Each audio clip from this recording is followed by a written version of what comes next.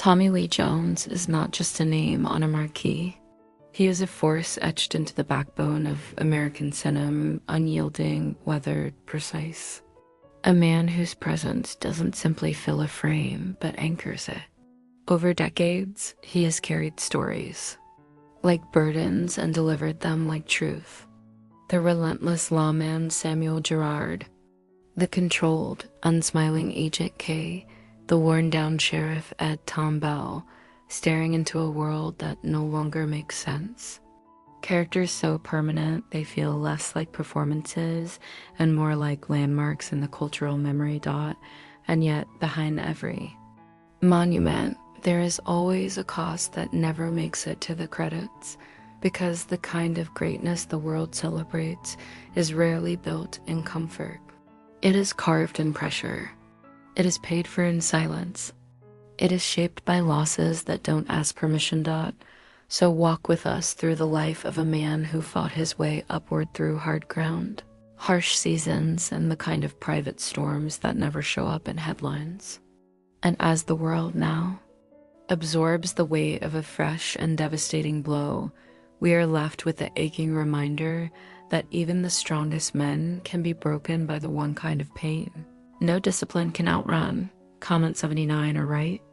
Rip Tommy Lee Jones to honor him. Long before anyone called him legendary, he was just a boy learning what survival meant when peace wasn't guaranteed.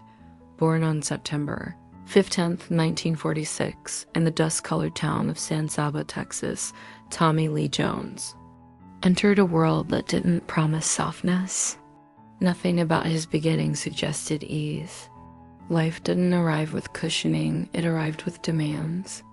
The kind that teach you early that stability is fragile, and security is something other families talk about. In that home, strength wasn't a choice. It was the air you breathed.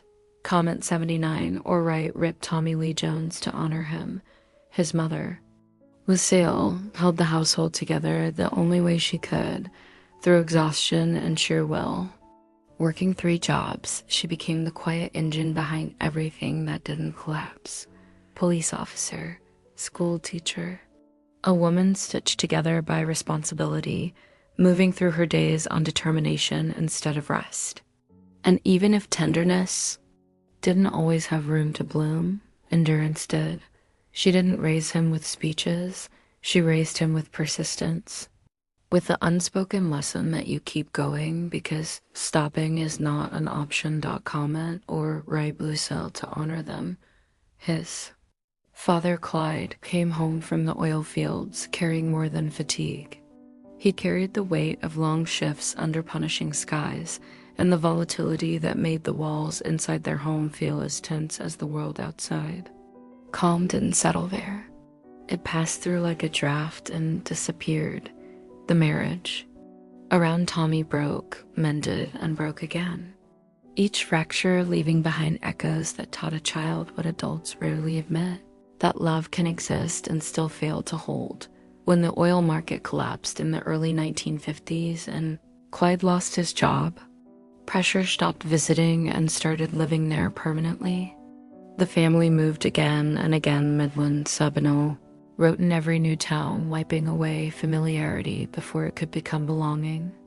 By 12, he had already been forced through 7 schools, learning lessons no teacher can write down. How to stay alert, how to read the temperature of a room, how to speak less than you feel, how to disappear into silence when the air turns. Sharp.comment or right Rip Clyde to honor them. And then came the night that taught him the world can change without warning. At 3:47 A.M. In 1954, an oil rig explosion ripped through the darkness and turned the horizon into fire. The night became a false dawn. Metal melted. Shockwaves rattled the trailer park where his family slept. Lives were lost. His father was among the injured, and there stood young Tommy barefoot in the doorway, watching the stretcher vanish into an ambulance, learning in one breath that nothing solid stays solid forever. Not every trauma arrives as a scream.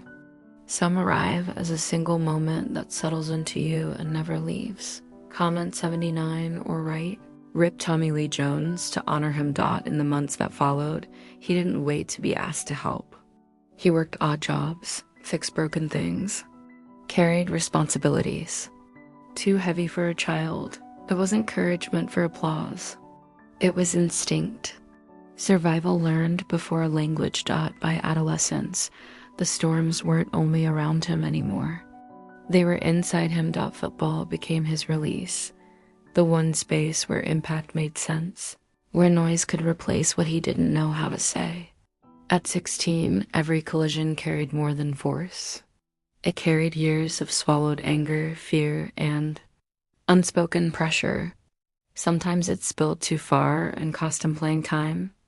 But the field still became a sanctuary, the only place where judgment loosened its grip, if only for a moment. Comment 79 or right. Rip Tommy Lee Jones. To honor him. In 1962, a scholarship to St. Mark's School of Texas lifted him into a world of polished hallways and certainty he didn't fully trust. Yet there, he discovered something crucial. Discipline didn't have to be born from fear. It could be chosen. It could be built. Still, every summer he returned to the oil rigs. 14-hour shifts in brutal heat, breathing diesel and metal, watching accidents unfold with terrifying speed. In 1963, a 500-pound drill bit broke loose and slammed down beside him, close enough to freeze time long enough for him to understand how thin the line really was.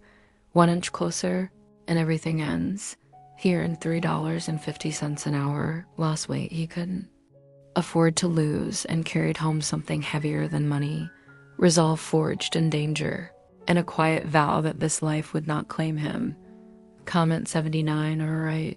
Rip Tommy Lee Jones. To honor him. By the fall of 1965. At 19 years old, he stepped onto the grounds of Harvard University with one battered suitcase, a hard-won scholarship, and a lifetime of storms locked behind eyes trained not to ask for mercy. Myth Hall. B12 became his first precarious anchor. A narrow room shared with Al Gore, still unknown to history, and Bob Summer, whose friendship would outlast the years where ambition scattered most people into separate lives. Surrounded by confidence and inherited ease, Tommy felt the distance between where he stood and where he came from, like pressure on his ribs. And yet he did not retreat. He did what he had always done. He endured. He worked. He refused to waste the chance. Comment or right. Rip Al Gore. To honor them. Comment or right. Rip Bob Summer. To honor them. Harvard demanded everything. On the football field, jersey number 61 absorbed blows with a kind of ferocity shaped by years of learning to hold steady when things fall apart. In 1968, he stood in the center of that legendary 29 to -29 comeback against Yale, drenched in sweat, refusing to fold.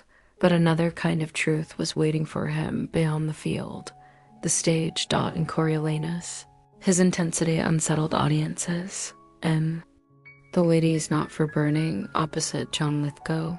His precision didn't feel decorative or theatrical. It felt like something sharpened by survival. These weren't performances learned in ease. They were carved. Harvard taught him how to learn. But the stage taught him something even more dangerous. Who he might become. Comment or write R.I.P. John Lithgow. To honor them. When he graduated in 1969 at 22, he carried that fragile belief into New York City, a place indifferent to pedigree and unforgiving of hesitation. New York didn't care where you came from. It only cared what you could endure. Cold walk-ups, radiators rattling, winters sliding through thin walls like knives, money disappearing faster than hope. Auditions ending with polite smiles and closed doors. There were nights when hunger wrestled pride into silence. Nights when he walked miles through slush because a bus ticket felt like surrender. Nights when he read scripts under streetlights. After the electricity in his room had been cut, and still he kept moving forward because he understood something early. There was no return, only forward. Comment 79, or right, ripped Tommy Lee Jones to honor him. He accepted every role that arrived in rehearsal rooms, off-Broadway stages where audiences barely filled a row. Fortune and Men's Eyes, Four on a Garden, Blue Boys, Ulysses, and Nighttown, none brought recognition. But each one stripped away fear and replaced it with craft. Applause was thin. Paychecks were thinner, yet something inside him settled like steel cooling after fire. Then, from 1971 to 1975, came the first stretch of error. A steady role as Dr. Mark Tolan on One Life to Live gave him permission to breathe again carefully, almost suspiciously, like breath itself might still be taken away.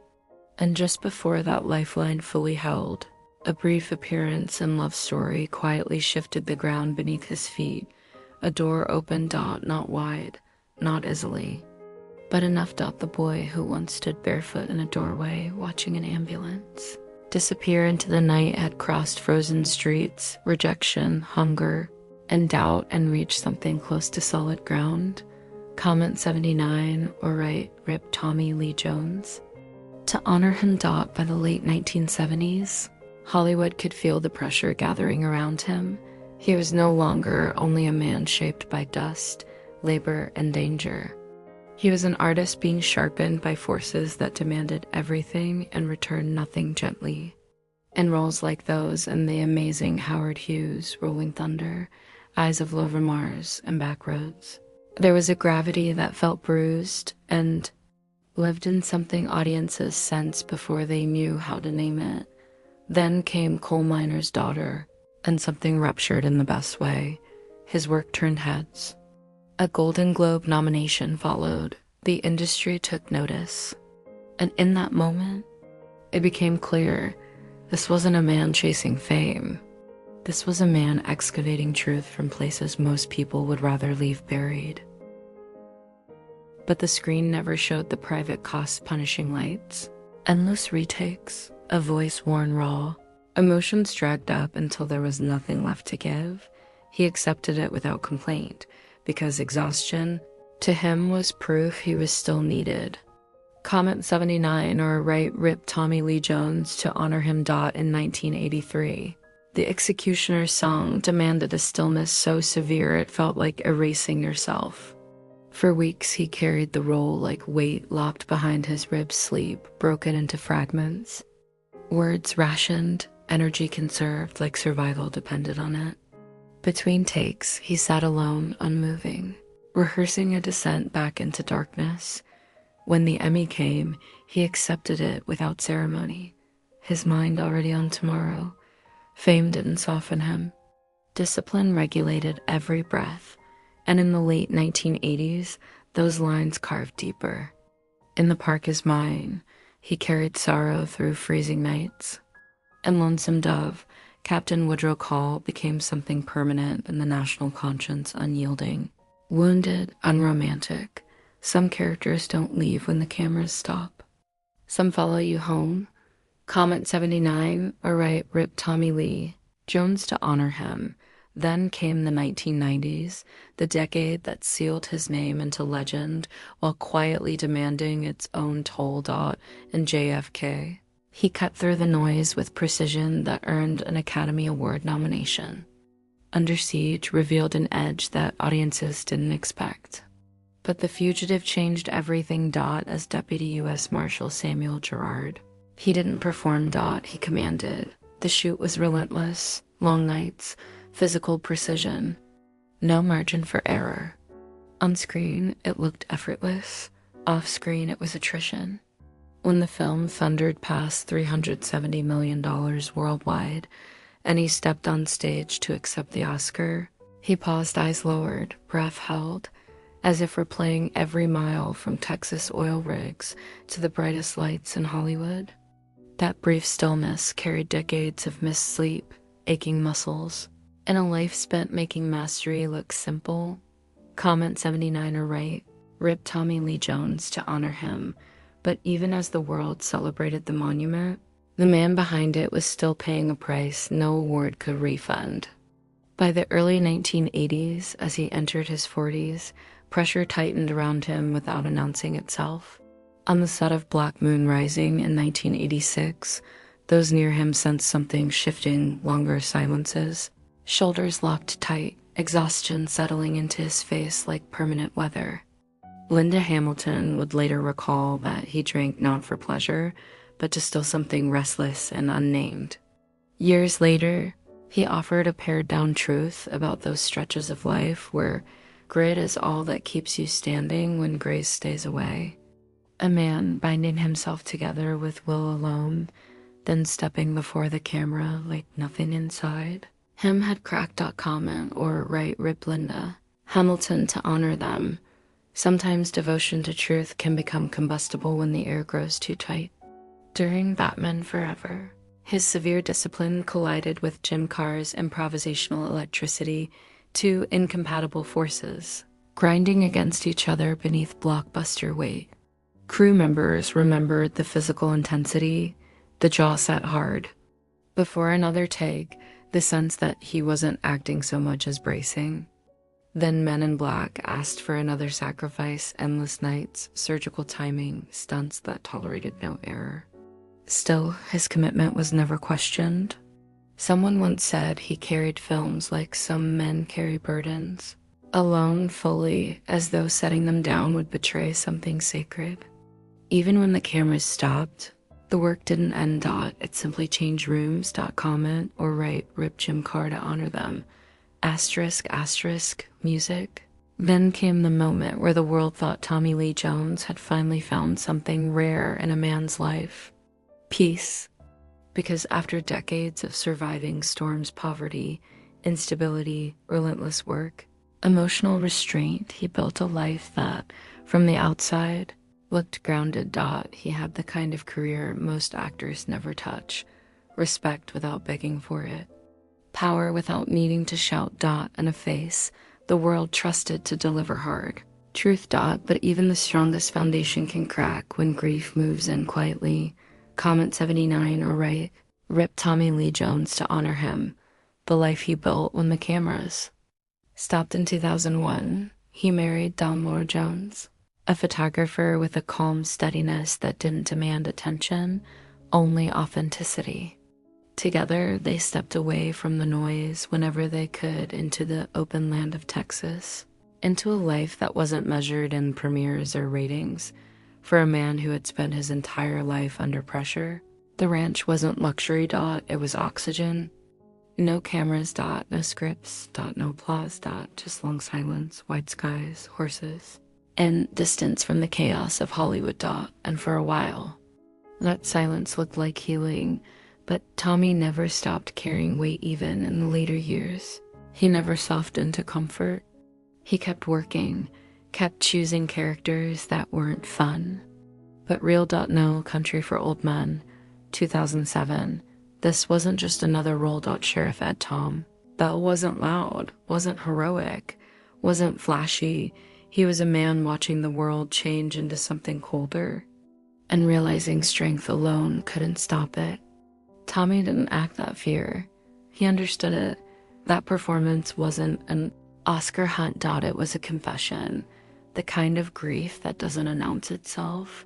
Here's the part people miss about men like Tommy Lee Jones.